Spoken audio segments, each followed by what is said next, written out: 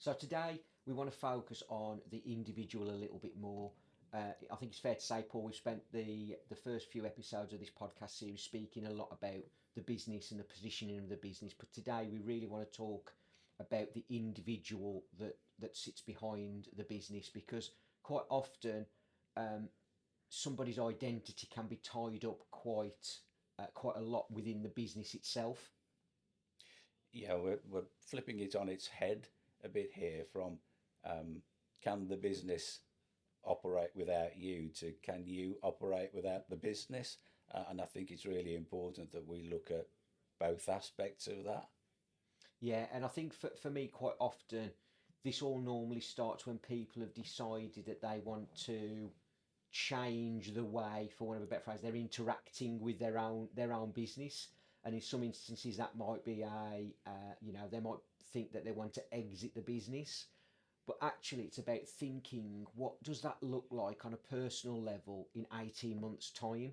Quite a lot of the people I suspect that we speak to on a regular basis in the businesses that are our clients or that we meet on a day to day basis, are probably heavily involved in the business's day to day.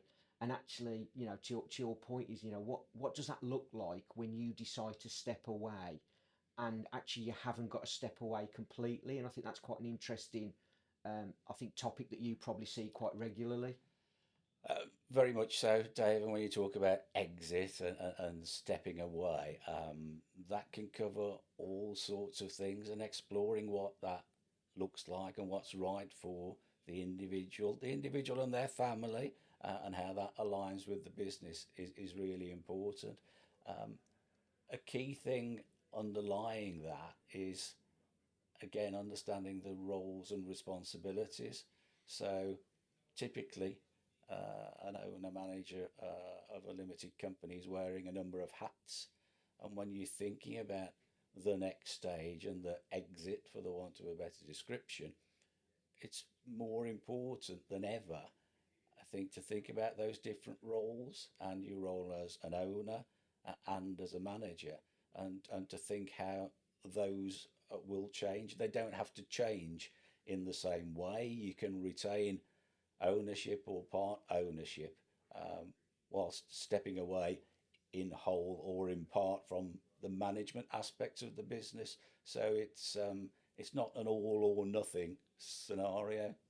Yeah, and I think during a lot of conversations I have, I think it definitely feels like people do think it's that sort of clean break, as it were, and you're either in the business or you're not.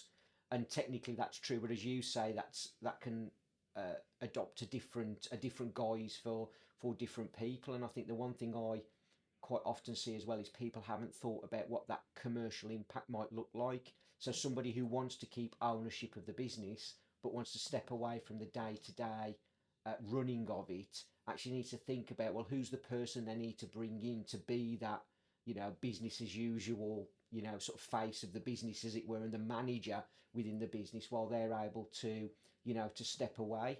And then the other thing with that is then, that then helps them think about, then, well, what does a actual complete exit look like? Because a lot of business owners, I find, they forget about the fact that when somebody comes along to buy your business, they'll look at how it's being run, and if you're still an integral part of that business, they'll be going, well, I need to bring somebody in to replace you to run the business. And actually the commercial impact that can have on exit valuations and those sorts of things, can be quite significant. Yeah, and I think one of the key points in that, Dave, is the importance of proper planning and understanding that this takes time. If you're going to do this well, achieve value if that's what you're looking for in terms of an exit, and make it successful personally, you really need to think ahead. Let's say the idea is that you want a trade sale of the business. If you're going to do that right, you need to be thinking years away, not weeks or months, if you're going to get it right. If you're trying to do it in a really truncated timeline, you'll probably lose value, you won't do it very well, and it probably won't be very good for you personally. And another key point that you mentioned, Dave, about life after a sale. Very often, even if you've prepared the business reasonably well, the buyer will want your involvement for a period of time after the sale. So if you have it in your head that you're out now, you really want to move on to life beyond the business, you need to understand that that time frame may be pushed out further again.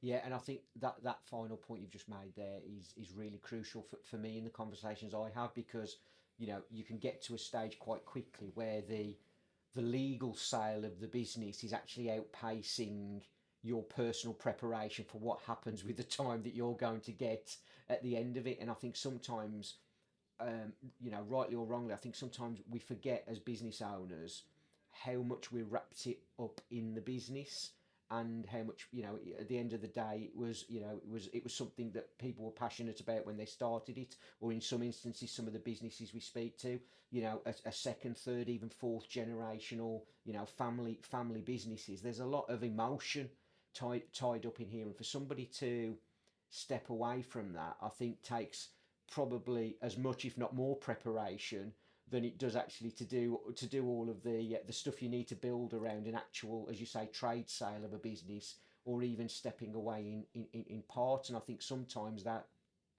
transitional sort of plan that you need to go from being, solely working in the business, one of my favourite phrases, to being the person that is on the outside of the business looking in, is quite an emotional journey, as well as a legal journey as well.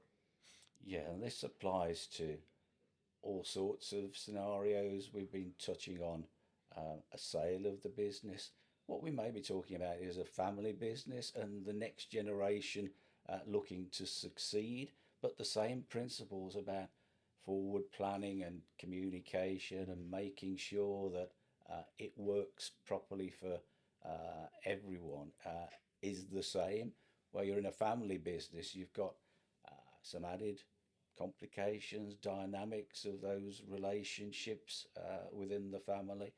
And it's so important as ever that there are those honest and open conversations, because everyone needs help. The next generation needs to understand the position of the exiting founder, perhaps, and how difficult that is personally. And the people coming behind need help and support from the outgoing business owner. Yeah, and I think I'd probably add one other thing to that point you just made, is that actually how often are the conversations actually happening with the next generation to understand whether they actually want to step into the business, and do they feel that they're the right person to do that? And if they are and they want to do it, are you setting that next generation up for success in terms of getting them used to the business, and getting them in an early stage of their career and learning about the business, not just stepping in when mom, dad, nan, granddad, auntie, uncle are stepping away, and all of a sudden there's a leadership and management void, and somebody in the next generation stepping into that without being set up for success. It's not fair on them. It's also not fair on the business either, and it can actually lead to some quite difficult commercial challenges around whether it be short-term financing or things like that, because the business hasn't quite transitioned as smoothly as it could do, because and I mentioned it earlier, some of those relationships have stepped away with that owner manager as well. Some really important points there, Dave, and very often it's coming back to what's right for the business and what's right for the individual. And certainly in those family businesses, you do see assumptions being made, people being brought through, sometimes without an awful lot of discussion, and maybe that's not really right for them, or they're not the right people for the role in the business. So all of that really needs proper, careful consideration, which we can help to and do help to facilitate. Some of those conversations are really difficult, but not having the conversations doesn't solve the problem. No, and I think, as you say, and once you've had those conversations, it's then for me about making sure you've got the right sort of action plan in place as well. And I think, there's a number of instances where I've spoken to people who perhaps have, for want of a better phrase, semi-retired themselves from a business, but then got dragged back in because the structure they'd put in place, because they'd not had some of these conversations that we're sort of talking about now with the individuals, and not thought about how the commercial impact that giving, for argument's sake, somebody a small share of the equity in a business, so they've got a little bit of skin in the game to make sure that they're aligned with what's going to be happening with the business as well. And I think those are some of the things that are perhaps for want of a better phrase, the grey areas that sort of sit over this whole identity point, with businesses, and how people get themselves geared up for the next stage of their life as well as the next stage of their business.